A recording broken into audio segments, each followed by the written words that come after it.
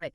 Right. Let's unpack this. We're kicking off today with a really fascinating deep dive looking at an absolute thriller from the FIFA Club World Cup 2025. And this isn't just, any old game. It's the big opening clash of Group E. We've got the Mexican powerhouse Monterrey taking on the Italian giants Inter Milan. Yeah, a match that really had everyone talking, just brimming with tactical intrigue, loads of pressure, high stakes, the works. Absolutely. And what's really fascinating here is how much meaning, profound meaning was packed into this one single soccer match. It wasn't just about getting 3 points on day one. No. It was like a crucible moment. Yeah. It represented new beginnings for both clubs, really. A chance at redemption for Inter, maybe, and definitely a critical opportunity for both to set the tone for their whole tournament journey. And you've brought us, incredible stack of sources that really let us zoom in, don't just scratch the surface. We can get into every detail, from the big strategic narratives right down to the tiny interactions on the pitch. Exactly. So our mission today is basically to sift through all that noise, the match reports, the tactical breakdowns, expert opinions, all of it. We want to distill the really essential takeaways, maybe some surprising strategic bits, stuff that will genuinely make you feel properly well-informed about this really pivotal soccer match. We're talking FIFA Club World Cup 2025, the Group E opener. It all went down June 18th, 2025 at the iconic Rose Bowl Stadium, California, USA.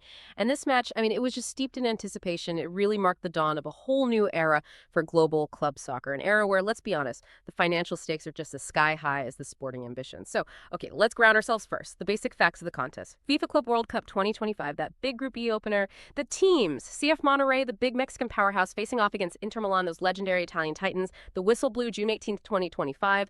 9.0 AM UTC +8, which for you listeners may be in Central Europe. That was a super early start. 3.0 AM June 17th. Crazy. And yeah, like we said, the setting was the legendary Rose Bowl Stadium in California. The final score, after 90 plus minutes of really intense soccer, a compelling 1-1 draw. But you could argue maybe a bit inconclusive. Right. And that 1-1 scoreline, it immediately brings up this huge question, doesn't it? A question that must have been bouncing around both dressing rooms. For these two giants, kings of their continents, basically, was this draw actually a step forward? Or was it a massive missed opportunity? And if you connect that result to the bigger picture, the whole context, well, it tells you a lot about this newly expanded Club World Cup format. Because make no mistake, this isn't the old tournament, not the one your older brother remembers. This is like a totally different beast now. Yeah, that point about the revamp is absolutely crucial. What are some of the practical challenges teams are facing with this huge expansion compared to the old days? Because like you said, this is not your older brother's Club World Cup. Yep. It's undergone this massive, almost revolutionary change. We're looking at, 32 top teams now? Drawn from 6 continents. And it's structured like a World Cup. So you've got that tough group stage, then the knockout rounds. It's a real grind, designed to test the depth, the resilience of every single squad, and the stakes. They just couldn't be higher. We're talking, what was it, $1 billion? $1 billion. Yeah, it's mind-boggling. Absolutely mind-boggling. Yeah. The winner alone could walk away with over $80 million. That kind of money can fundamentally change a club's entire destiny. Mm-hmm. But here's the kicker, just for showing up, just for participating. Each team gets a guaranteed $40 million. $40 million just to be there. Exactly. That completely changes the game, the whole calculus for these clubs, especially, for teams maybe from smaller leagues or developing soccer nations. That guaranteed 40 mil isn't just prize money. It's transformational. It could fund years of youth development, upgrade facilities, maybe even kickstart a new stadium project. So it means teams might approach these early group games, especially a draw like this one, with a kind of cautious pragmatism. Securing any point might be more valuable than risking it all for 3, given that huge financial safety net. So yeah, for a group stage draw in this new reality, every single point is pure gold. Every point gained, or not gained, directly impacts not just their sporting place, but their massive financial future in this incredibly high stakes competition. It's this weird mix of sporting ambition and financial security. Precisely. And that financial side, it definitely influences the tactics on the pitch. You can't ignore it. Yeah. And let's not forget Group E itself. Alongside Monterrey and Inter, you've got River Plate from Argentina and Aurora Red Diamonds from Japan. Even before a ball was kicked, everyone was saying this is a really balanced group, maybe even a group of death, no obvious runaway favorites. So this 1-1 draw in the very first game, it just makes the qualification puzzle even more complex, more suspenseful. Nobody grabbed that early advantage, which means the pressure is now seriously ramped up for all the remaining group games. It basically pushes us into a scenario where every single match coming up is pretty much a must-win for both these teams. Not just to, show they're dominant, but just to carve out a path to the knockout rounds. The margin for error, it's vanished. Almost zero. Right, okay. And here's where it gets really interesting. Beyond just the points and the money, this wasn't just a soccer match. It felt like a massive psychological battlefield for both clubs. The narratives, the stories swirling around these teams coming into this game, they were just as intense, as complex as the action we saw on the field. Felt like way more than just 90 minutes. Oh, absolutely. For Inter Milan, the sheer weight of expectation was just immense. Almost suffocating, you could say. I mean, they are 20-time Serie A champs, 3-time Champions League winners. By any measure, they were considered one of the absolute favorites to lift this new Club World Cup trophy. But their immediate recent history, it painted a totally different, almost agonizing picture. The end of their 2024-25 season was just brutal. Yeah. They controversially lost the Serie A title right at the death. And then, maybe even worse, they suffered that humiliating 0-5 thrashing in the Champions League final against PSG. Ouch. Yeah, that PSG result was staggering. It really was. So this match, coming just weeks after that massive emotional low point, it was carrying this huge burden, this responsibility to start a new chapter. There was this urgent need to reset their journey, wipe the slate clean. And it was also the official debut for their new coach, Cristian Chivu, stepping into some very big and frankly unenviable shoes after that late-season collapse.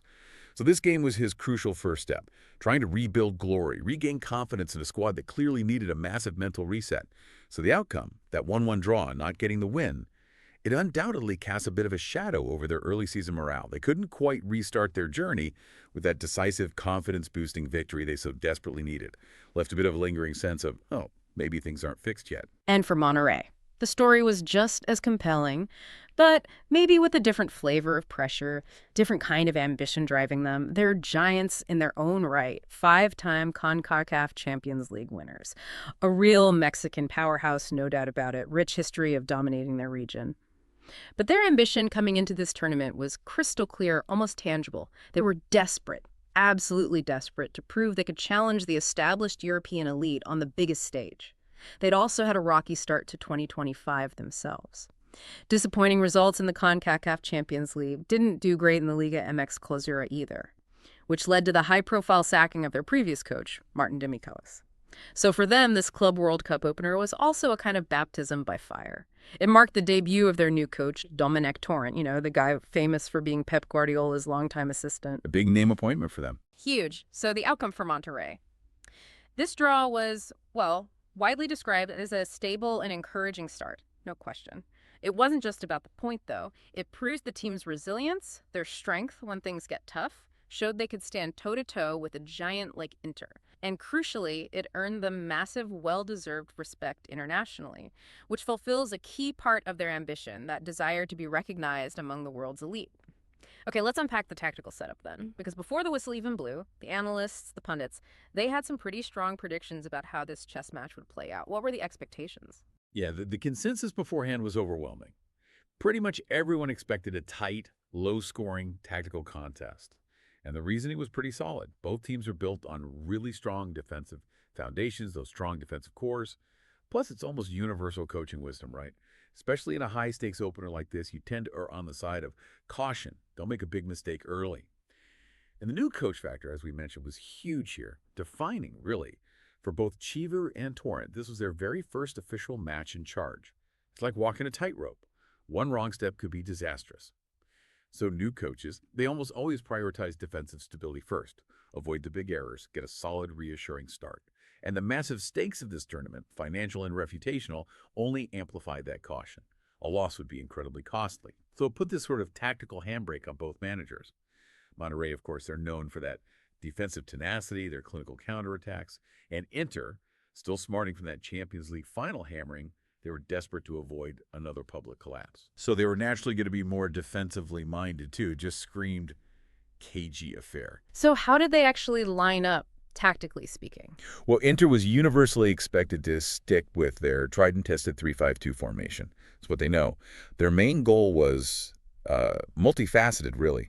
Control the tempo, dominate the middle of the park with that extra man in midfield, suffocate the opponent's passing options, and then launch aggressive attacks using their wingbacks, guys like Federico DiMarco, Denzel Dumfries, pushing incredibly high up the pitch, almost like wingers at times.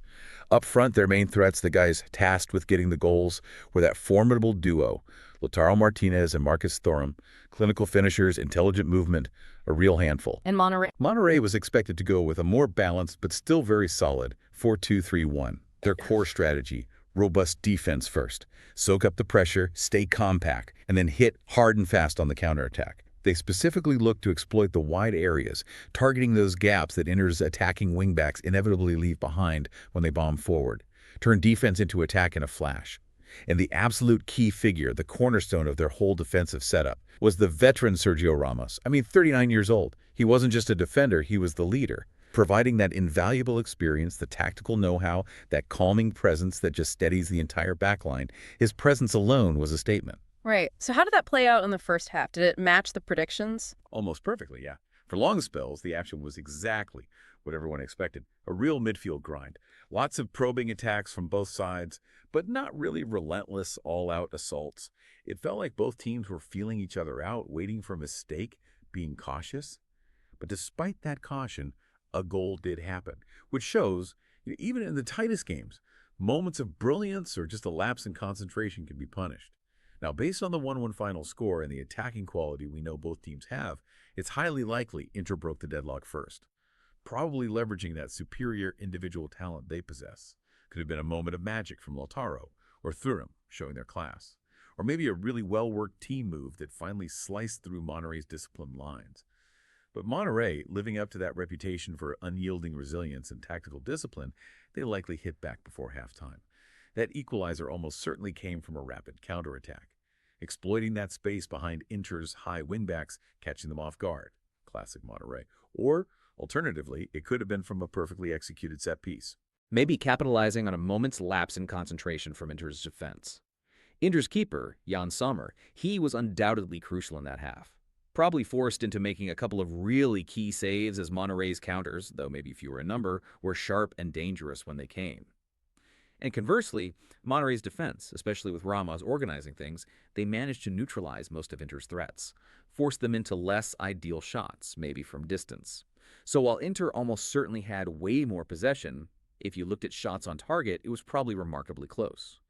Which just shows how effective Monterrey's defensive strategy was and how Inter struggled to break down that compact, organized low block. Yeah, the first half was defined by tactics, discipline, and just a couple of really decisive moments. Okay, so the first half ends deadlocked. Tactical chess match results in a tie. The big question then is, what critical adjustments define the second half? Especially for two coaches making their official debuts, how did they try to break that 1-1 stalemate? Exactly.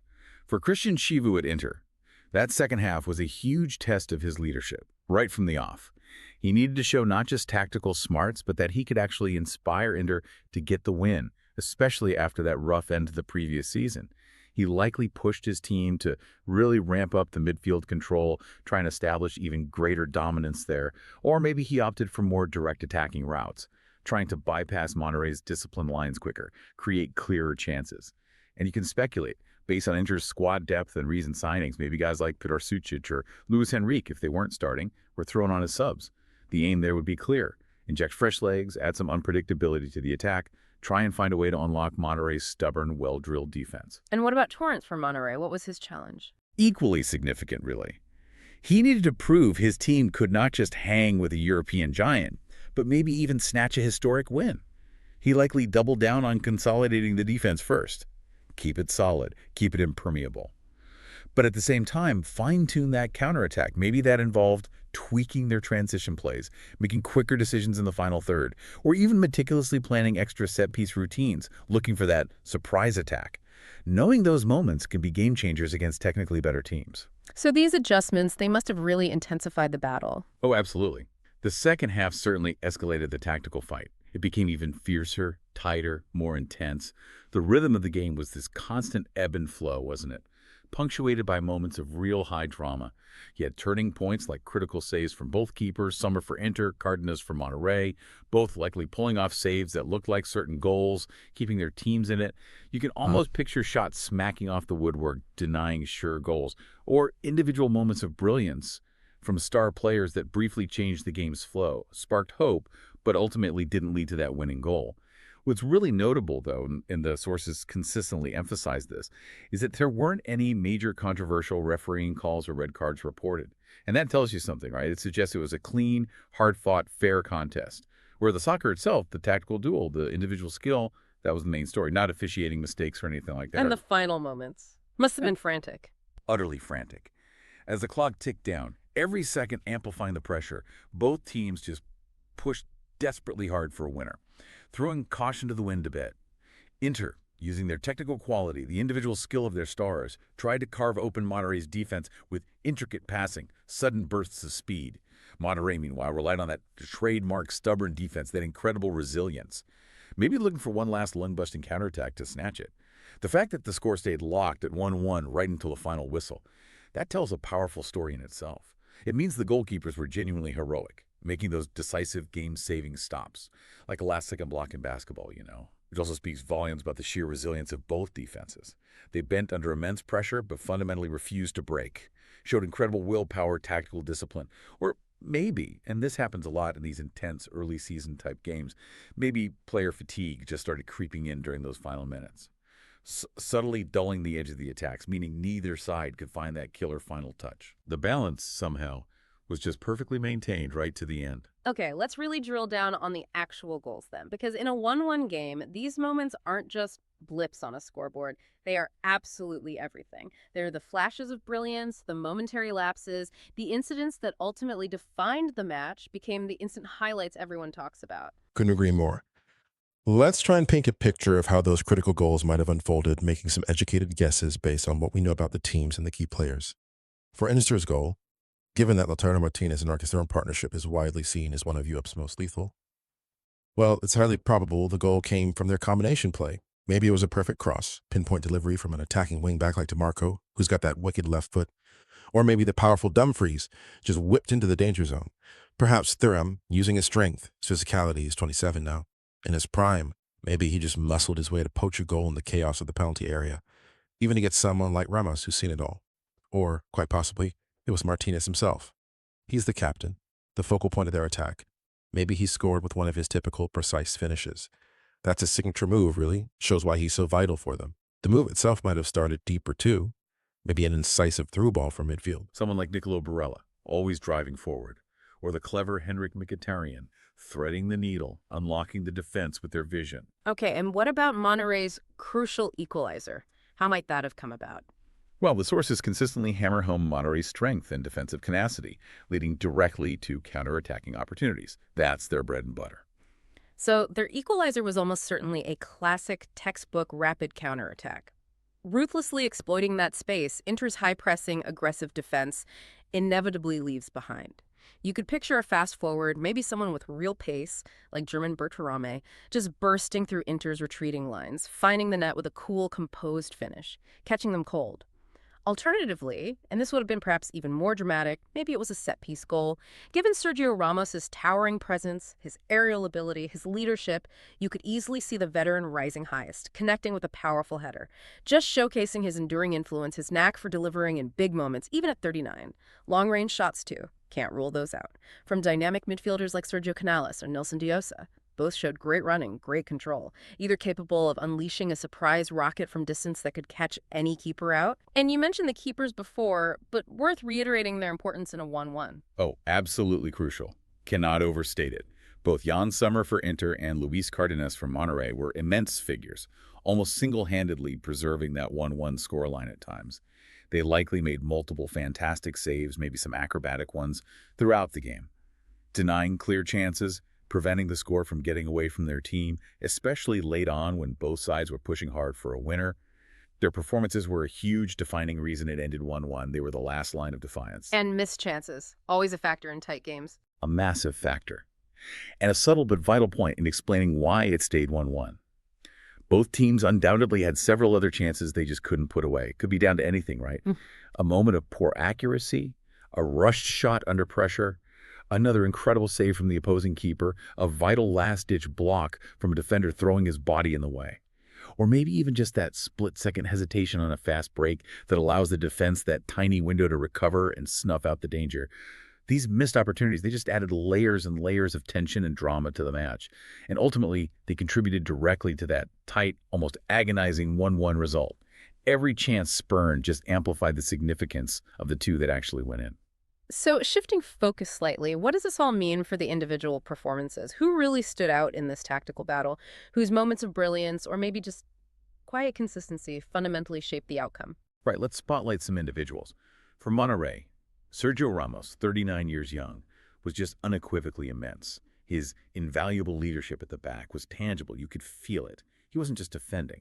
He was orchestrating the entire defensive unit, marshaling his teammates, ensuring they stayed solid against Inter's very potent attack. And the sources even strongly hint he might have directly contributed to their goal, perhaps with that towering header from a set piece we speculated about. Just proving his enduring class, his influence in the big moments. Still got it. In midfield for them, Sergio Canales and Nelson Dioso were absolutely pivotal. Their running was relentless, covering every blade of grass, it seemed, and their organizational skills, linking defense to attack, contributing both ways. They were the engine room, the dynamic connection between Monterrey's defensive solidity and their quick counters. Tireless work rate. And on the Inter side? For Inter Milan, if Lautaro Martínez did score, then he was clearly the key figure for them. His scoring ability, plus the responsibility he carries as captain, that's what Inter relies on for breakthroughs. But even if he didn't score, his constant movement, his intelligent runs, pulling defenders out of position, that would have stretched Monterrey's disciplined defense, creating space for others to operate in. He's always involved. In midfield, Nicolo Barella and Henrik Mkhitaryan were the undeniable engine room for Inter. They excelled at organizing attacks, distributing the ball accurately, winning those crucial midfield battles, relentlessly trying to impose Inter's tempo and rhythm on the game, often battling hard against Monterrey's tight lines. And worth quickly touching on the goal scorers again, whoever they were. Absolutely.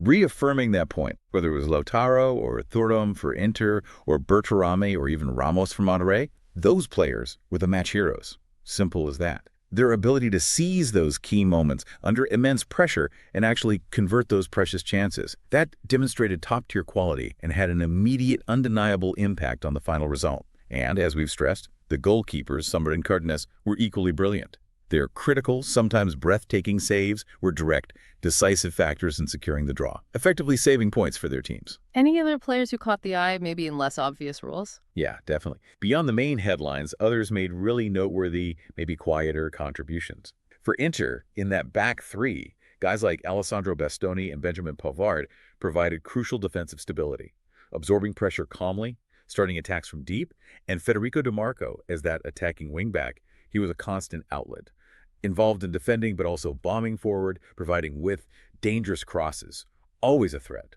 For Monterrey, their fullbacks, Gerardo Arteaga and Jesus Gallardo, were equally vital. Not only did they contribute to attacks on the counter, often overlapping effectively, but they did a fantastic job defensively, limiting Inter's dangerous wing play. They really helped neutralize one of Inter's main attacking weapons, stopping those wingbacks from dominating. And what about the impact of substitutions? How did they influence the game, especially in that 1-1 stalemate? Good point. Subs often play a subtle but potentially significant role, especially late in tight games. Contextually, both teams had new signings available, and maybe some established starters weren't fully match fit yet, coming into this first tournament game.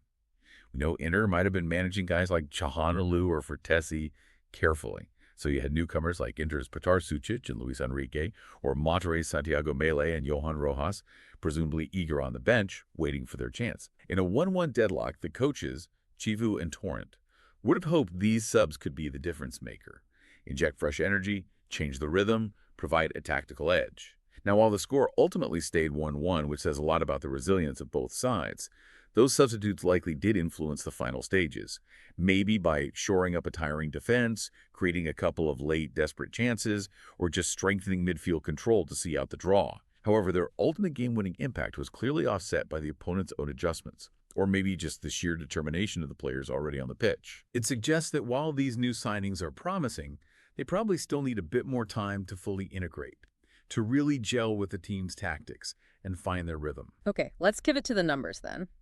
The cold, hard data. While we don't have the official real-time stats in front of us, we can definitely infer a lot from how the game looked, the tactics, the known strengths. These numbers, even if speculative, can tell a pretty compelling story, right? Absolutely. Numbers provide that analytical layer. Let's walk through the likely stats and what they probably reveal about the strategies and the intensity. First up, possession. You'd confidently guess Inter had around 62%, Monterrey maybe 38%. Why that matters? It's not just who had the ball more. It perfectly reflects Inter's core strategy control through possession. While Monterrey were happy to concede the ball, sit deep, stay compact, wait for that counterattacking moment. But, for the knowledgeable listener, that 62% for Inter begs the question, was it effective possession or just sterile U-shaped passing around Monterrey's block? Good point. What about shots? Total shots. Probably Inter around 14, Monterrey maybe 9. Why it matters shows Inter's offensive pressure. They were trying to break the door down. But the relatively close number, despite the possession difference, suggests Monterrey's defense was really effective. Not just soaking it up, but actively limiting good shooting chances, forcing speculative efforts. And crucially, shots on target. Likely much closer. Maybe Inter 5, Monterrey 3. Why it matters. These close numbers really highlight the keeper's importance. Sommer and Cardenas making key saves. It also perfectly fits that low-scoring prediction. Both teams struggled to consistently hit the target with quality efforts. And for Inter, it hints again at that difficulty converting dominance into real threat against a packed defense. Okay, pass success rate. Inter probably higher, maybe 86%. Monterrey respectable at 78%. Why it matters. Inter's higher rate shows their methodical buildup, keeping the ball. Monterrey's slightly lower rate reflects their riskier, more direct passing on the counter. Speed and penetration over safe possession sometimes. Interesting. Fouls. You mentioned Monterrey's style. Yeah, this one's revealing. Monterrey likely around 15 fouls. Inter maybe 10. Why it matters. Clearly shows Monterrey's strict style, their counter-stopping tactics. More fouls, especially in midfield, was a deliberate strategy. Breaking rhythm, stopping transitions, letting the defense reset. Calculated tactical fouling. Which leads to yellow cards. Exactly. Monterrey probably picked up 3 yellows, Inter maybe just 1. Why it matters. Again, reflects the intensity and Monterrey using disciplined tactical fouls to disrupt play. Not necessarily dirty, but stopping dangerous attacks. Corners. Inter likely had more, say 7 to Monterrey's 4. Why it matters. Inter's sustained pressure, especially out wide trying to get around the block, leads to more corners. For Monterrey, while fewer, corners are probably a key attacking weapon, especially with Ramos's aerial threat, maybe even where their goal came from. And offsides. Probably low numbers, maybe Monterrey 1, Inter 2. Not hugely significant, it's just neither team relied heavily on an aggressive offside trap, and attackers were generally disciplined. Okay, beyond those on-pitch numbers, what about the actual makeup of the squads themselves? What did their rosters tell us about their strengths and how they match it up? That's a great angle, because squad composition gives vital context. Inter Milan, for instance, they're known for having this rich blend of veterans and young talent. They boast a much deeper bench, more established international stars. Gives them huge versatility, tactical options, real strength and depth. Monterrey, on the other hand, may be best symbolized by the 39-year-old Ramos leading them, relies more heavily on a core group of key players, experienced veterans. Their depth, while decent, probably doesn't quite match Inter's on paper. So what's the implication of that mismatch given the 1-1 result? Well, that's the fascinating part, isn't it? Inter's a clear advantage on paper. The individual talent, the squad depth, it conspicuously didn't translate into a win. No, that could be down to several things. Maybe tactical adaptation under Chivu is still ongoing. Maybe squad cohesion isn't quite there yet, early season, still finding their rhythm with his ideas. Monterrey, conversely, through their brilliant overall tactics, their unwavering collective discipline, and that priceless, key veteran experience marshaled by guys like Ramos, they effectively bridged that perceived talent gap. This draw isn't just a point. It's a powerful statement about their structure and leadership. Proves they can compete at the very top level, even against Europe's elite. It underlines that old soccer truth. Strategy, discipline, leadership can sometimes neutralize raw talent and depth. Right. Let's switch focus now to the benches, the men in charge, the masterminds, Chivu and Torrent. What might they have said after this nail-biter? And more importantly, what does this draw mean for their respective seasons, both in the CWC and maybe beyond? Okay, let's imagine the post-match press conferences. Domènec Torrent, the Monterrey coach. He'd almost certainly have been beaming, expressing huge satisfaction, praising his team's defensive tenacity, their competitiveness against a European giant. You can picture him saying something like, "Tonight we showed Mexican soccer belongs here. Our commitment, our tactical plan, exceptional."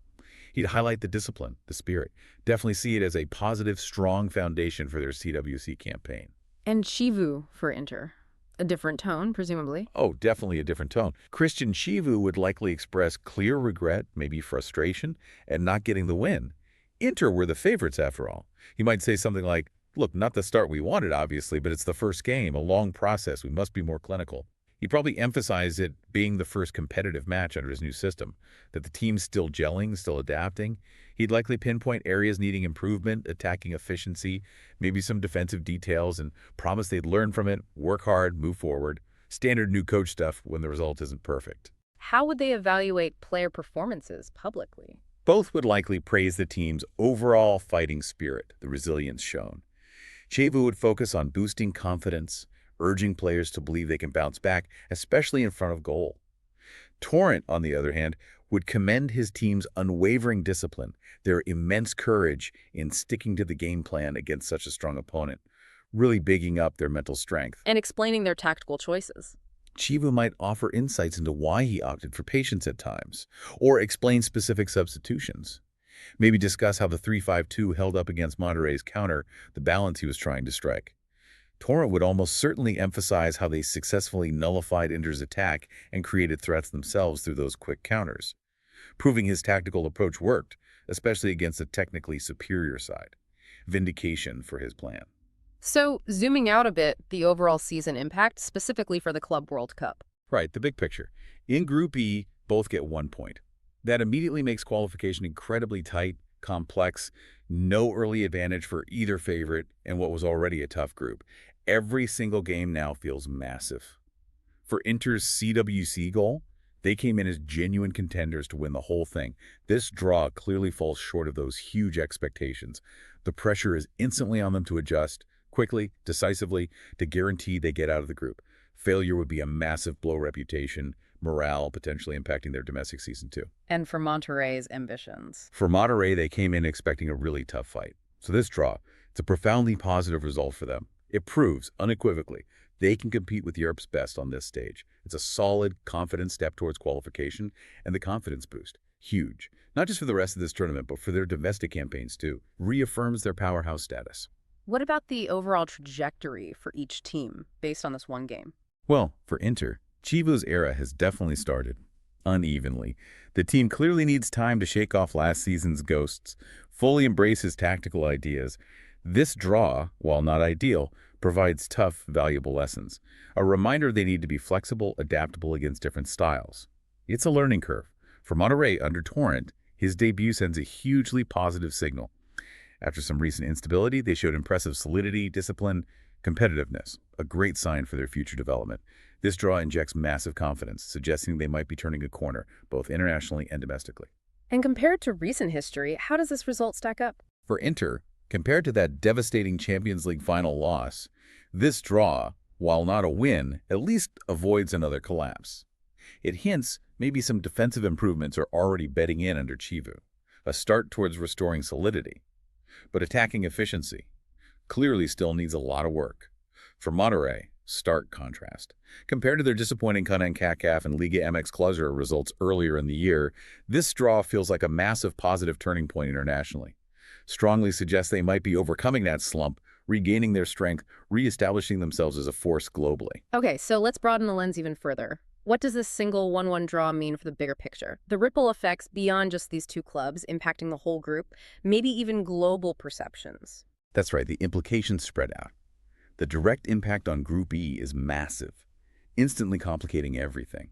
The draw means Inter and Monterrey, arguably the two favorites to advance, haven't pulled away early.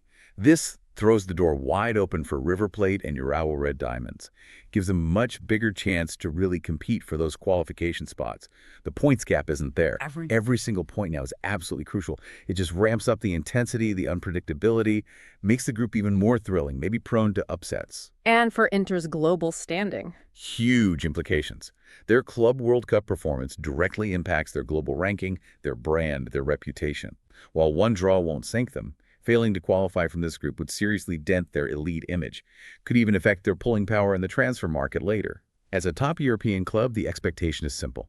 They must deliver convincing results on a global stage like this. The pressure is immense. And Monterrey, this feels like a big opportunity for them. Monumental opportunity. If they can build on this draw, maybe even advance from this tough group, that would dramatically boost their standing, their influence in world soccer.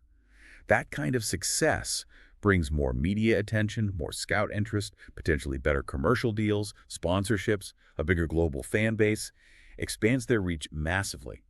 This draw alone, just standing toe-to-toe with Inter, has earned them immediate respect. It's a brilliant showcase for the strength and quality of Mexican soccer, a real statement. And how does it affect the other teams in the group, like River Plate? They'll be watching very closely. River Plate especially will be meticulously adjusting their own strategy based on how Inter and Monterrey perform next. This draw makes every single game in Group E completely unpredictable, totally exhilarating, because one result can dramatically shift the entire qualification landscape, forcing everyone to adapt constantly. It's high-stakes chess on a soccer pitch. Okay, let's get into the emotional side. The fans.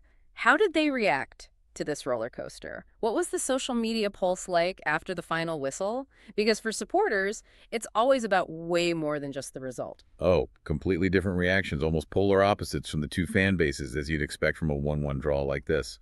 Inter Milan fans. Likely a wave of palpable disappointment, frustration even. They came in hoping for that decisive win, that symbol of a fresh start, escaping last season's shadow. So you'd expect some immediate questioning online, maybe about Chivu's early decisions, the team's current form, especially that lack of cutting edge in attack. Fans would be lamenting the inability to turn all that possession into more goals. You'd see comments about sterile possession, real concerns about struggling against a deep, counter-attacking side, a nagging feeling they left two vital points out there. And the Monterrey fans. Ecstatic, presumably. Absolutely ecstatic, incredibly proud. Their team showed that fierce determination, that spirit, that tactical discipline against a huge European name. Securing a draw on this stage, that's a massive achievement for them. This result would send their morale soaring, not just players, but the whole fan base. Builds huge excitement for the rest of the tournament. They'd be celebrating the defensive grit, replaying clips of crucial blocks, defiant tackles. That goal would be celebrated like a winner. And the draw itself seen as concrete proof of their team's quality, their ability to compete with anyone. And the social media buzz must have been intense. Oh, huge. Phrases like Monterrey draws Inter, or maybe Ramos masterclass, would have been trending instantly, especially in Mexico and across CONCACAF circles. Widespread discussion dissecting key moments, player ratings, tactical debates. Sergio Ramos' performance, given his age and status, would be a massive talking point. Fans sharing clips, maybe of a specific tackle or interception, calling it vintage Ramos's, sparking debates about his enduring quality. Cristian Chivu's debut for Inter was also a huge theme. Fans scrutinizing his tactics, the team's cohesion under him, looking for signs of his influence, positive or negative. Any specific debates likely to emerge? Definitely. For Inter, that attacking efficiency issue, the struggle to break down a low block, that would be heavily debated. Calls for more creativity, maybe different personnel. For Monterrey, maybe some discussion about whether their counterattacking approach was too conservative at times. Could they have pushed harder for a win late on? And any milestones Ramos's CWC debut? Maybe a unique celebration. Those moments get shared, celebrated, become part of the match's folklore online. Plenty for fans to chew on. Keep the conversation going long after the game ended. So, looking ahead then, what does this draw mean for the immediate future? It set the stage for some crucial decisions, some really intense upcoming matches for both Monterrey and Inter. Where do they go from here? It really has set the stage. Let's look at their next matches. Inter Milan are up against Japan's Urawa Red Diamonds on June 22nd. For Inter, this is simply non-negotiable now. They absolutely must win this game, and probably convincingly, to make up for dropping points against Monterrey, to ensure they progress. Chivu needs quick fixes, tactical tweaks, maybe a psychological boost. Focus has to be on converting chances efficiently, showing the dominance expected against the Asian champions. Anything less than a strong win deepens the early pressure. And Monterrey's next game. They also play on June 22nd against Argentina's River Plate, another massive, incredibly tough battle against a continental giant. They need to replicate that resilience, that tactical discipline they showed against Inter. But critically, they also need to find ways to break through offensively, secure a win themselves. This match is absolutely pivotal for their qualification hopes. A win here would put them in a fantastic, potentially historic position to advance. Does a single draw like this impact the transfer market thinking at all, even during the tournament? Subtly, yes. Even though it's happening during the summer window, a result like this gives coaches really clear, sometimes brutal insights into squad needs that maybe weren't as obvious before.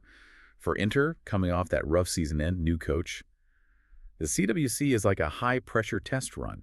This draw highlights potential weaknesses, maybe that lack of creativity against deep defenses, finishing issues. Chivu might now use this as evidence to push the board harder for reinforcements, maybe another creative midfielder, more depth, defensive cover, to ensure a stronger start to the Serie A season. For Monterrey, their strong showing might boost confidence in the current squad, but it could also prompt them to think about adding players who can offer more attacking efficiency, turn draws like this into wins more often, complementing their strong counterattacking base. So immediate squad adjustments needed. For Inter, yes. They need to seriously assess forward efficiency, midfield creativity. Chivu might experiment with different player combinations, maybe slight tactical shifts in the next game, trying to find that optimal balance to unlock defenses. Monterrey, they need to figure out how to balance that solid defense with a bit more attacking threat to actively pursue wins, not just settle for draws. Torrent will likely focus on practicing attacking patterns, set pieces, counterattacking variations in training, improve that goal-scoring punch. And finally, their overall goals for the rest of the tournament, given this start. Inter's primary goal hasn't changed. Qualify from the group, go deep in the knockouts, ideally win the whole thing, restore that reputation, build confidence for the new season. But they now know, acutely, they need to adjust quickly to secure wins. The margin for error is gone. Monterrey's goal is equally ambitious. Prove they belong among the world's elite. Qualify from this incredibly tough Group E. Make history in the knockouts. This draw gives them a fantastic foundation, massive confidence for the games ahead. Shows they really can compete here. So, wrapping this all up, what does it all mean? We've really taken a journey, haven't we? Through the tactics, the individual moments, the massive stakes of this opening Club World Cup match, a game that promised a lot and maybe delivered even more in terms of narrative and future implications. Indeed we have. And what really stands out, I hope for you listening, is how just one single draw, a 1-1 result, can carry such immense weight. How it can potentially define the trajectories for two huge clubs right at the start of this groundbreaking new competition. It just highlights the massive global significance of this revamped tournament and how quickly the stories, the narratives can shift based on 90 minutes of soccer. Yeah, it's a fantastic reminder that soccer is always about so much more than just the final score. It's about strategy, isn't it? Resilience, the relentless pursuit of maybe new beginnings even when under intense pressure. And this draw leaves us with a really intriguing question to ponder. Will this 1-1 stalemate, looking back years from now, be remembered as that crucial stepping stone? The moment Monterrey truly announced their arrival on the global stage? Or will it be seen as a frustrating missed opportunity for Inter Milan? A sign of continued challenges in their quest for redemption, their struggle to shake off the shadows of the past? Only time, and crucially, the next matches, will give us the answer. Thank you so much for joining us for this deep dive into the FIFA Club World Cup opener. Keep exploring, keep asking questions, and keep learning. We'll definitely be here to unpack it all as it happens.